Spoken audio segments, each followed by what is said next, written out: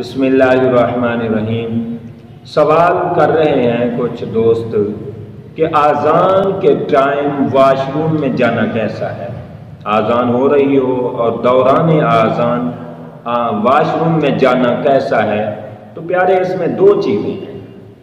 ایک تو احباب اگر اللہ کے اسم پاک اور پیارے نبی علیہ السلام کے اسم پاک اور اللہ کے اس ترانے کی عزت و عظمت اور ادب کی وجہ سے واش روم میں نہیں جاتے تو اچھی بات ہے، ادب بھی بڑی اچھی چیز ہے، لیکن سچویشن کے مطابق آپ دیکھیں، آپ اپنے گھر میں ہیں، واش روم میں رش نہیں ہوتا تو آپ یہ سوچ رہے ہیں کہ آذان کے بعد بھی میں آرام سے وضو کر کے نماز با جماعت کی طرف اور سنتیں ادا کرنے کی طرف پہنچ جاؤں گا، تو لہٰذا آپ وہاں ویٹ کر لیں۔